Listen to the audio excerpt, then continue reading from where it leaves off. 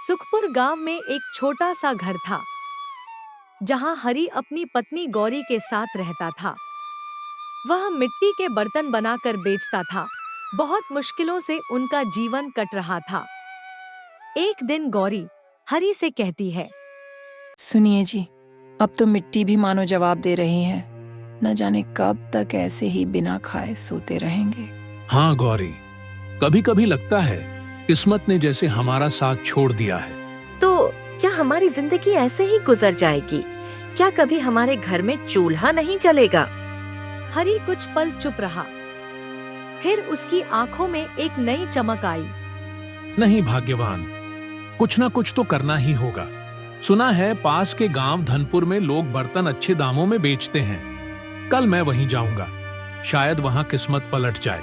और यूं हरि ने ठान लिया, अब वह अपनी किस्मत को बदल कर ही रहेगा। अगले दिन हरि धनपुर के बाजार में पहुंचा। चारों तरफ कुम्हारों की दुकानों की भीड़ थी। हर दुकान पर सुंदर सुंदर बर्तन थे और हर कारीगर ग्राहकों को लुभाने में लगा हुआ था। हरि अपने मन में सोचता है, अरे यहाँ तो पहले से ही इतने कुम्हार हैं, अब मैं कहां से काम पाऊंगा। पर अब खाली हाथ लौटना भी तो शर्म की बात होगी। हरि ने थोड़ी देर तक आसमान की तरफ देखा, फिर मुस्कुराया और अपनी दुकान की ओर चला गया। उसने दुकान के आगे एक तख्ती लगा दी जिसमें लिखा था, यहाँ पुराने कपड़ों के बदले नए बर्तन मिलते हैं। थोड़ी देर में हरि की दुकान पर दो औरतें आई और हरि से पूछने लगी, अरे भैया सुनो, क्या सच में यहाँ पुराने कपड़ों के बदले में नए बर्तन मिलेंगे? जी हाँ बहन जी, फटा पुराना कोई भी कपड़ा दो और बदले में इनमें से जो बर्तन चाहे ले जाए। क्या कहा, फटे हुए भी कपड़े चलेंगे? जी हाँ बहन जी। कुछ ही देर में महिलाओं की भीड़ लग गई। हरि के पास बहुत सारे पुराने कपड़े जमा हो गए और उसकी मुस्कुराहट फैलती गई। शाम को हरि उन पुराने कपड़ों को लेकर टेलर की दुकान पहुंचता है और उन कपड़ों से बैग और रजाइयां बनवाने का ऑर्डर दे आता है। कुछ ही दिनों में उसका ऑर्डर बनकर तैयार हो जाता है। हरि सुंदर सुंदर रजाइयों और बैग्स को शहर में बेचने के लिए ले जाता है। वहां वो एक दुकानदार को सारा माल दे देता है। बदले में वह दुकानदार हरि को चांदी का एक सिक्का देता है। हरि बहुत खुश होता है और मन में सोचता है, वाह, आज तो मजा ही आ गया। अगर रोज ऐसे ही कमाई हो गई तो एक भैंस भी खरीद लूंगा। और सच में कुछ ही दिनों में हरि ने इतनी कमाई कर ली कि उसने एक भैंस खरीद ली। भैंस लेकर लौटते वक्त हरि जंगल से गुजर रहा था कि तभी उसे कुछ आवाजें सुनाई देती हैं। तभी उसकी नजर सामने पड़ती है। वह देखता है कुछ दूरी पर 4 डाकू खड़े हैं जो उसकी ओर देखकर बातें कर रहे हैं। यह देखकर हरि डर जाता है। अरे बाप रे, ये डाकू यहाँ क्या कर रहे हैं? मेरे पास जो सोने का सिक्का है, जल्दी से उसे बाल्टी में डाल देता हूँ। हरि के पास एक सोने का सिक्का होता है। उसे वो बाल्टी में डाल देता है और दूध दोहने लगता है। इतने में डाकू उसके पास आ जाते हैं। अरे ओ ठठेरे, क्या ले जा रहा है? मालिक, बस अपनी भैंस ले जा रहा हूँ, कुछ नहीं है मेरे पास। ओए, बाल्टी में क्या है? इतना कहते ही उस डाकू ने बाल्टी लात मारकर गिरा दी और दूध के साथ सोने का सिक्का भी जमीन पर गिर गया। अरे, सोने का सिक्का? हमसे चालाकी करता है? बोल ठठेरे, कहां से मिला ये सोना? गुस्सा मत करो मालिक, एक बाबा जी थे, उनकी सेवा की थी। उन्होंने ये भैंस दी थी और कहा था, इसका दूध सोना देगा। क्या सोना देने वाली भैंस? ठीक है ठठेरे, ये भैंस हमें दे दे, बदले में हम तुझे 50 सोने के सिक्के देते हैं। डाकू ने 50 सोने के सिक्के की पोटली हरि को दी और खुशी खुशी भैंस लेकर चले गए। और हरि मन ही मन बोला, चालाकी भी एक कला है, जो सही समय पर काम आए तो किस्मत बदल जाती है। अगली सुबह जब मंगलू डाकू भैंस का दूध दोहता है, तब तुरंत वह भागा हुआ अपने सरदार के पास जाता है। अरे मंगलू, क्या हुआ? तुम इतने घबराए हुए क्यों हो? सरदार, हमारे साथ धोखा हुआ है। भैंस का दूध तो बस दूध है, उसमें सोना नहीं है। उस ठठेरे ने हमें धोखा दिया, अब सिखाएंगे उसे सबक।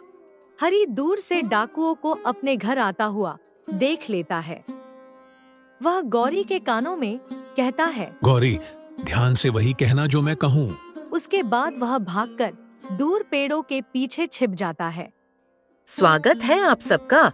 हरी तो दुकान पर गए हैं, लेकिन आप चिंता न कीजिए, मैं अभी अपनी चिड़िया को भेजती हूँ, वो बुला लाएगी। क्या कहा? चिड़िया?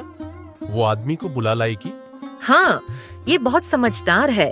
जब भी हरी बाहर जाते हैं, ये संदेशा दे आती है। इतना सुनते ही चिड़िया वहाँ से उड़ जाती है। कुछ ही देर में हरी और चिड़िया दोनों वहाँ आ जाते हैं। अरे डाकू भाइयों, चिड़िया ने बताया कि आप मुझसे मिलने आए हैं। कहिए कैसे आना हुआ? ठठेरे, तूने धोखा दिया। वो भैंस तो सोना नहीं देती। अरे, क्या आपने भैंस की सेवा नहीं की? सेवा? नहीं, हम तो बस दूध निकालते रहे। फिर तो सोना कैसे मिलेगा भाई? बाबा जी ने कहा था, भैंस से प्यार करो तभी सोना मिलेगा। बात में दम है। ठीक है, भैंस तू रख ले, पर हमें तेरी चिड़िया चाहिए। नहीं मालिक, वो तो हमारे परिवार की सदस्य है। दे दे, नहीं तो हम तुम्हारी जान ले लेंगे। चिड़िया के बदले में हम तुम्हें 20 सोने के सिक्के देंगे। डाकू ने हरी को 20 सोने के सिक्के की पोटली दी। हरी ने झूठा दुख जताया, पर मन में हरी हंस रहा था। डाकू चिड़िया ले गए, पर चिड़िया उड़कर हरी के घर वापस लौट आई। बस अब बहुत हुआ, अब की बार इस ठठेरे को खत्म कर देंगे। रात को हरी जब सो रहा होता है, तभी डाकू दबे पांव वहां आते हैं और हरी को बोरी में बंद करके अपने साथ ले जाते हैं। तूने हमें बहुत धोखा दिया, बस अब और नहीं। सच सच बता, तूने सोना कहाँ छिपाया हुआ है? मालिक, थोड़ा पानी दे दीजिए, फिर सब बता दूंगा। पानी पीकर भाग जाएगा तू? कहाँ भागूंगा मालिक, दरवाजा तो बंद है। अब तुम्हारी एक न सुनूंगा। जब तक सोने का पता नहीं बताओगे, तब तक यहाँ बंद रहोगे। इतना कहकर डाकू लोग वहां से चले गए। थोड़ी देर में एक गांव वाला वहां से निकल रहा होता है, तभी उसको एक आवाज सुनाई देती है। अरे, ये आवाज कहाँ से आ रही है? लगता है कोई मुसीबत में है। चलो चलकर देखता हूँ। अरे हरी, तुम यहाँ कैसे? पूछो मत श्यामलाल, डाकुओं ने मुझे यहाँ कैद करके रखा है। इस समय तुम ही मेरी मदद कर सकते हो। घबराओ मत हरी, मैं अभी पुलिस को फोन करके यहाँ बुलाता हूँ और इन डाकुओं को पकड़वाता हूँ। लेकिन ध्यान से ये काम करना होगा। डाकुओं को इस बात की भनक नहीं लगनी चाहिए। निश्चिंत रहो हरी, मैं अभी पुलिस को फोन करता हूँ। श्यामलाल पुलिस को सूचना देता है। थोड़ी ही देर में पुलिस वहां आ जाती है और डाकुओं को पकड़ लेती है और हरी को भी कैद से आजाद करती है। पुलिस हरी से कहती है, शाबाश हरी, तुम्हारी हिम्मत और अकल दोनों काबिल तारीफ हैं। धन्यवाद मालिक, पर असली धन्यवाद तो श्यामलाल को दीजिए, जिसने सही समय पर सूचना दी। तो दोस्तों, ये थी आज की कहानी। अगर आपको पसंद आई हो तो लाइक, शेयर, कमेंट और सब्सक्राइब जरूर से करिएगा, ताकि हम और भी अच्छी अच्छी कहानियां लेकर आते रहे। धन्यवाद।